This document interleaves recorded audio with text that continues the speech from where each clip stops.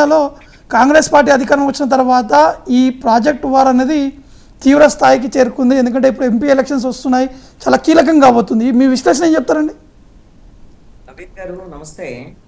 సుజాత గారికి అదేవిధంగా పల్లె రవికుమార్ గారికి కూడా నమస్కారం. 19 నీళ్లు నిప్పులు రగిలేస్తాయి అనే దానికి తెలంగాణ రాజకీయాలు హోదా మొత్తము ప్రాజెక్టుల చుట్టూ ఇప్పుడు తెలంగాణ రాజకీయం జరుగుతుంది.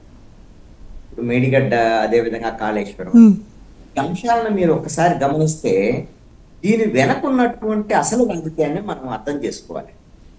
ప్రధానంగా ఏమిటి అని అంటే, మొన్న అసెంబ్లీ ఎన్నికల్లో గెలిచి ప్రభుత్వాన్ని ఏర్పాటు చేసినటువంటి కాంగ్రెస్ పార్టీ ఈ ఎన్నికలు అంటే లోక్సభ ఎన్నికల్లో 17 సీట్లలో ఎన్ని సీట్లు సంపాదించాలి, ఎన్ని సీట్లు సంపాదిస్తే రేవంత్ రెడ్డి ముఖ్యమంత్రిగా ఉంటారు, ఈ ప్రభుత్వం కొనసాగిద్ది, దీని మీద ఇప్పుడు ఈ రాజకీయం మొత్తం ఆధారపడింది కాంగ్రెస్ పార్టీ. అదేవిధంగా బీఆర్ఎస్ ఉన్నటువంటి సమస్య ఏమిటి అని అంటే, అసెంబ్లీ ఎన్నికల్లో ఓడిపోయినటువంటి బీఆర్ఎస్ రిపేర్ కోసం కారు షెడ్కి వెళ్ళిందని అనుకుంటున్నారు. బీఆర్ఎస్ వాళ్ళు ఏం చెప్తున్నారు, మేము ఇది స్పీడ్ బ్రేకర్ లాంటిదే, ఇదేముండదు, తర్వాత అంతా సర్దుకుంటుంది అనేటువంటి విధంగా చెప్తున్నారు. అయితే మరి షెడ్కి వెళ్ళినటువంటి కారు ఇంకా తిరిగి వస్తుందా లేదనేటువంటిది ఈ లోక్సభ ఎన్నికల ఫలితాలను బట్టి ఆధారపడి ఉంటుంది. లోక్సభ ఎన్నికల ఫలితాల్లో కనుక బీఆర్ఎస్ ఫెయిల్ అయింది అనుకోండి, ఇక బీఆర్ఎస్ తెలంగాణలో ఇక ఆ బీఆర్ఎస్ ప్లేస్ లో బీజేపీ వచ్చేదానికి అవకాశం ఉండొచ్చు. కాంగ్రెస్ బీజేపీ పోటీ. ఇప్పుడు లోక్సభ ఎన్నికలు అనేది రెండు రాజకీయ పార్టీలకి అగ్ని పరీక్ష లాంటివి. అందుకోసమనే వీళ్ళు ఇప్పుడు కాంగ్రెస్ పార్టీ రెండు రకాల రాజకీయాలు చేస్తుంది.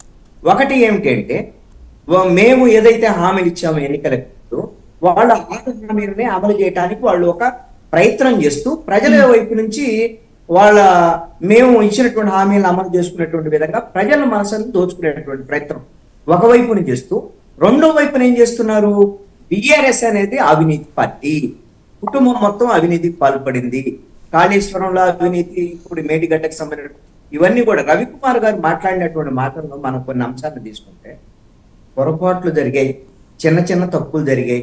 ఇవన్నీ జరిగిన పొరపాట్లు, చిన్న చిన్న తప్పులు ఇవి ఎప్పటి నుంచో ఉన్నటువంటి విమర్శలు కదా. మేడిగడ్డ కుంగిపోవటము, అదేవిధంగా కాళేశ్వరంలో అవినీతికి సంబంధించినటువంటి అంశాలు ఇవన్నీ ఎప్పటి నుంచో ఉన్నటువంటి విషయాలు కాబట్టి అప్పుడు ఎందుకు సమాధానం చెప్పలేదు, వాటిని ఎందుకు సరిదిద్దుకునేటువంటి ప్రయత్నం చేయలేదు. ఇవన్నీ కూడా బీఆర్ఎస్ ఫెయిల్యూర్స్ కింద ఖచ్చితంగా కాంగ్రెస్ పార్టీ చూపిస్తుంది. కాంగ్రెస్ పార్టీ ఈ రోజున దోషిగా నిలబడుతుంది. బీఆర్ఎస్ ఈ రోజున ఖచ్చితంగా కాళేశ్వరం మేడిగడ్డ విషయంలో దోషిగానే ఉంది. దీన్ని ప్రూవ్ చేసుకోవటం అనేది మేము దోషులు కాదు. వాళ్ళు ఏం చెప్తున్నారు, ఇప్పుడు మీరు దీన్ని ఏదైనా సరిచేసి మీరు ప్రజలకు నీళ్లు ఇవ్వండి, మీరు ప్రజలకు అన్యాయం చేయొద్దు అంటే, వీళ్ళు కాంగ్రెస్ ఏమంటుంది, మీరు చేసిన తప్పుల్ని మేమెందుకు సరి చేయాలి, మీరు చేసిన తప్పులు ఇది సరి చేయడానికి పనికొచ్చేటువంటి విషయంలో కూడా లేదు ఈ ప్రాజెక్ట్ అని కాంగ్రెస్ పార్టీ చెప్తుంది. కాబట్టి ఈ ఇద్దరి వాదనలో ఏది నిజముంది, ఎంత నిజముంది అనేటువంటి విషయాన్ని ప్రజలు ఎంత మేరకు నమ్ముతారు అనేటువంటి దాని మీద తెలంగాణ రాజకీయం ఆధారపడి, ఇదంతా కూడా ఒక స్టేజ్ షో లాగా నడుస్తున్నటువంటి పరిస్థితి ఉంది రెండు పార్టీల వైపు నుంచి.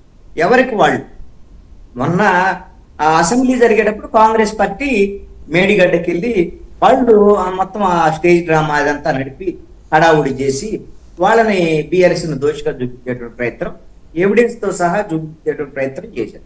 మరి అదే రోజున కేసీఆర్ నల్లగొండలో సభ పెట్టడం, ఇవన్నీ విషయాలు కూడా. మరి ఆ తర్వాత అప్పుడు రమ్మంటే రానటువంటి కేసీఆర్ ఇప్పుడు మళ్ళీ మేడిగడ్డకి వెళ్ళినటువంటి ఇవన్నీ కూడా రాజకీయంలో ఎవరిది అప్పర్ హ్యాండ్ అనేటువంటి విషయంలో ఈ ఆధిపత్య పోరాటంలో ఎవరిని ప్రజలు నమ్ముతారు అనేటువంటిదే ఈ ఎన్నికల్లో చాలా కీలకమైన అంశం. సుజాత గారు.